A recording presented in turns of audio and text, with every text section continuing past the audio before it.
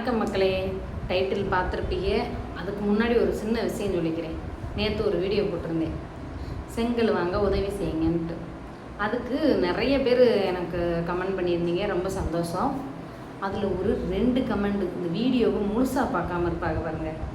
ஒன்று நல்ல பேருங்க, லோகேஸ்வரன் ஒருத்தர். இன்னொன்று ஒரு சிறு வயசு குழந்தையோட ஒரு போட்டோம். இந்த 2 பேர் என்ன கமெண்ட் போட்டாங்கன்னு சொல்லிக்கிறேன். இந்த லோகேஸ்வரனுங்கிறவர் என்ன போட்டிருந்தாருன்னு பார்த்தீங்கன்னா, செங்கல் நான் வாங்கி தரேன், உங்கள் வீடை வாடகையே இல்லாமல் தருவீங்களான்னு கேட்டார். இன்னொருத்தவங்க, நாங்களே வசதி இல்லாமல் இருக்கோம், உங்களுக்கு வேறு நாங்கள் செங்கல் வாங்கி தரணுமாங்கிற மாதிரி அவங்க கமெண்ட் போட்டிருந்தாங்க. அவங்க 2 பேரும் வீடியோவை முழுசாக பார்க்கல. ஒரு பழமொழி சொல்லுவாங்க பார்த்தீங்களா, கண்ணால் பார்ப்பதும் போய், காதால் கேட்பதும் போய், தீர விசாரிப்பதே மெய்யின்னு. அது மாதிரி நல்லா ஆழ்ந்து வீடியோவை முழுசாக பார்க்கணும். வீடியோவை முழுசாக பார்க்காம இந்த டைட்டிலை மட்டும் பார்த்துக்கிட்டு செங்கல் வாங்க உதவி செய்யுங்கள்னு போட்டிருந்தேன்ல, அவங்க என்னவோ நான் செங்கல் வாங்குறதுக்கு அவங்ககிட்ட காசு கேட்குறேன்னு நினச்சிக்கிட்டு வீடியோவை முழுசாக பார்க்காம இந்த மாதிரி கமெண்ட் போட்டு விட்டாங்க. மாதிரி முழுசாக பார்க்காம கமெண்ட் போட்டாங்க. நமக்கு சரி, நான் என்ன நினச்சேன், வீடு கட்டுறதுனால அவர் வாடகை இல்லாமல் தருவீங்கன்னு சும்மா கேட்குறாரு போலன்ட்டு நாங்களே வாடகை வீட்டில் இருக்கோன்னு போட்டு விட்டேன். அப்புறம் நைட்டு எங்கள் வீட்டுக்கார் பார்த்துட்டு, என்னடி வீடியோவில் என்ன பேசினேன், இப்படி கமெண்ட் போட்டிருக்காளே. அது எல்லாத்தையும் விட காலையில் ஒருத்தருங்க, நல்ல நாதன் அப்படின்னு ஒரு ஐடி, அவர் கேட்டிருக்காரு, இது பொம்பளைய ஃபோனை வச்சுக்கிட்டு சும்மா இருக்க மாட்டேங்கிறாங்க, காலையிலேருந்து விடிஞ்சிருந்து அடைஞ்சு வரைக்கும் யூடியூப்பை திறந்தா ஒரே இந்த பொம்பளைங்க வீட்டில் ஃபோனை வச்சுக்கிட்டு சும்மா இருக்க மாட்டாமல் என்னத்தையாவது போட்டு விட்டுக்கிட்டு திருறாங்க அப்படின்னு போட்டிருந்தார். ஐயா, நான் இன்றைக்கி சேனல் ஆரம்பிக்கல, நாங்கள் சேனல் ஆரம்பித்து பல வருஷங்கள் ஆகுது. இன்றைக்கி நேற்று ஆரம்பித்தா நீங்கள் சொல்லலாம். சரிங்க, நம்ம வீடியோக்குள்ளே போயிடுவோமா? கமெண்ட் போடுறவங்க போடத்தையும் செய்வாங்க. எல்லா விரலும் ஒன்று போலையாக இருக்குது. சரி, நம்ம சிலர் குணத்தை மாற்ற முடியாது. நான் என்ன சொல்கிறேன், வீடியோவை முழுசாக பார்த்துட்டு கமெண்ட் போடுங்க யாராக இருந்தாலும், சரியா? அதில் நான் ஒரு முக்கியமான விஷயம் சொல்லணுங்க. நம்ம சப்ஸ்கிரைபர் ஒரு அக்கா, அன்பு அக்கா, அவங்க எனக்கு பேசியிருந்தாங்க. அவங்க அவங்களுக்கு உடம்பு சரியில்லைன்னு நினைக்கிறேன். அதனால் அவங்க அவங்கள வீடியோ பார்க்கல, டைட்டில் மட்டும் பார்த்த உடனே கமெண்ட் போட்டிருந்தாங்க, ஏதாவது கஷ்டம்னா சொல்லுமா, என்னால் முடிஞ்ச ஒரு தொகையை நான் கொடுக்குறேன் அப்படின்னு சொல்லியிருந்தாங்க. நான் இல்லைக்கா, வீடியோவை நான் கடைசியில் தான்க்கா அந்த விஷயத்த நான் சொல்லியிருப்பேன். அது செங்கல் வாங்க காசு இல்லைன்னு சொல்லலை, யாராவது எங்கேயாவது குறைஞ்ச விலைக்கு கிடச்சா சொல்லுங்கன்னு தான் நான் சொல்லியிருந்தேன் அப்படின்னு சொல்ல அந்த அக்கா சந்தோஷமாக இருந்தாங்க. அப்படி ஒரு உண்மையான ஒரு சொந்தம் கிடைக்கணுமேங்க. அவங்க என் சொந்தம் இல்லை, ஆனால் என் சொந்த மாதிரி உண்மையான சொந்தக்காரவங்க. நம்ம உதவி கேட்டாலும் செய்யக்கூடிய காலங்கள் இது கிடையாது.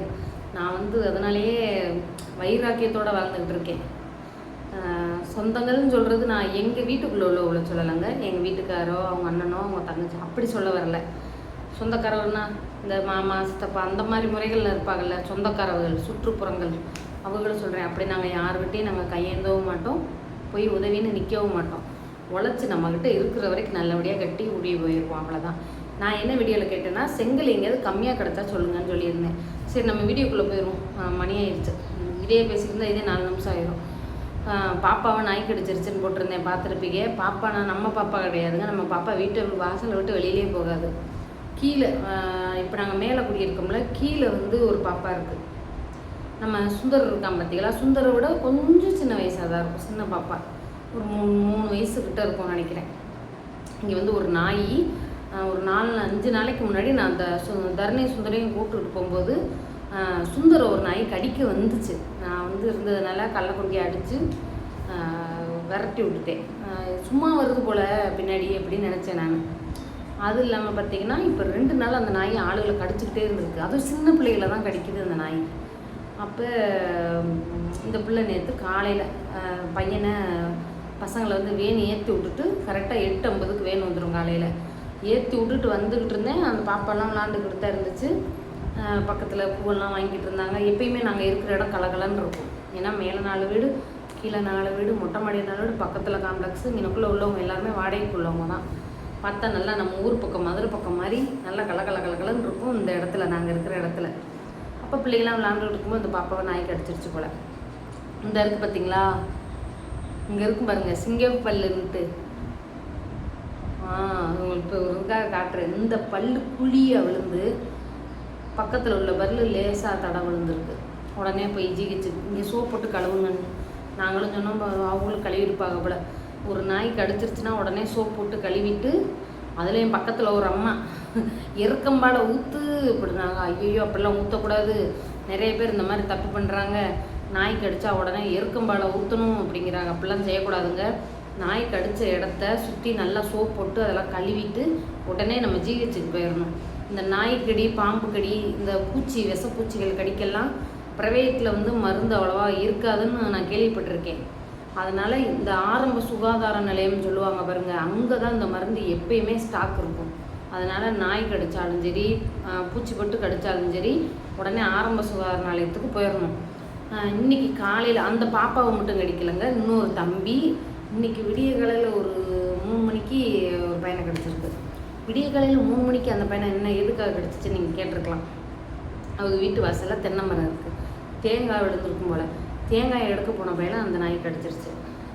இது இல்லாமல் பிள்ளைகளை சுற்றி கடிச்சிக்கிட்டு இருக்கு. அந்த நாயை வந்து இன்றைக்கி காலையில் ஸ்கூலுக்கு விடும்போது பார்த்தேன். அப்படி பார்த்தீங்கன்னா இன்னும் இங்கே பார்க்குறேன்னு பார்க்குறீங்களா, டானாக்காரன் எனக்கு பிடிச்ச படம். போலீஸ் இல்லையா நம்மளும் ஒரு காலத்தில், நம்மளுடைய வைராக்கியம் இல்லையா, அதனால் அந்த ஆசை வந்துச்சு, பார்த்துக்கிட்டு இருந்தேன். அப்படின்ட்டு இப்படி தாங்க அந்த நாய் இப்படி செஞ்சுக்கிட்டு இருக்கு. என்னால் முடிஞ்ச அளவு, அதுவும் இந்த தெருவில் அந்த ஒரு நாய் மட்டும் இல்லைங்க, கிட்டத்தட்ட இந்த முனையில் ஒரு 10 நாய், அந்த முனையில் ஒரு 10 நாய். இந்த வீட்டுக்கு எங்கள் வீட்டுக்கு பின்னாடி குட்டி போட்டிருக்கு நாய். ஒரு குட்டி வளர்ந்துருச்சு, நாங்கள் வந்தப்போ போட்டுச்சு குட்டி. இப்போ 2 மாதத்தில் நல்லா அந்த இவ்வளோ பெருசாக வந்துருச்சு குட்டி. பச்சைன்னு நாய். தெருநாய்க்கு நிறைய பேர் சப்போர்ட்டாக இருக்காங்க, நான் இல்லைன்னு சொல்லலை. ஆனால் ஒரு குழந்தைகளை கடிக்கும்போது அவங்க வந்து அதுக்கு தடுப்பூசி சரியான பட்சத்தில் போடலையோ இல்லை போட மறந்துட்டாங்களோ சரி, அந்த குழந்தைகள் ஒரு 2 மாதம் 3 மாதத்துலேயே வந்து அந்த நாய் மாதிரியே அந்த இதெல்லாம் செஞ்சு இறந்து போகிறதா நம்ம நிறைய நியூஸில் பார்க்குறோம். நம்ம எப்பயுமே பிள்ளைங்க கூட நம்ம பிள்ளைங்க எல்லாம் வீட்டுக்குள்ளேயே வச்சுக்கிட்டு இருக்கணுமா முடியாது. வீட்டுக்குள்ளே இருந்தால் ஃபோன் பார்க்குது, டிவி பார்க்குதுங்கிறோம். செத்தனோட வெளியே பிள்ளைகளோட விளையாடட்டுமேனு விட்டால் அந்த நாய்கள் தொல்லை தாங்க முடியல. நாய்களை வந்து அடைச்சி வைக்கிற காலம் போய் இப்போ பிள்ளைகளை அடைச்சி வைக்கிற மாதிரி காலங்கள் மாறிடுச்சு. நான் பேசுகிறது சிலருக்கு பிடிக்காமல் இருக்கலாம், நாய் வளர்க்குறவங்களுக்கு பிடிக்காமல் இருக்கலாம். நான் வந்து வீட்டு நாய் வச்சுருக்கவங்கள சொல்லலைங்க, பொதுவாக தெருநாய்கள் சொல்கிறேன் பாருங்களா, அதுதான். எல்லா நாயும் கிடைக்கிறதில்ல, அது ஏதோ ஒரு நாய்க்கு அந்த ரேபிஸ் அந்த நோயோ வெறி பிடிக்கிற அந்த நோயோ வர்றதுனால தான் அந்த நாய் அந்த மாதிரி அது குணத்தை மாற்றி கடிக்குது.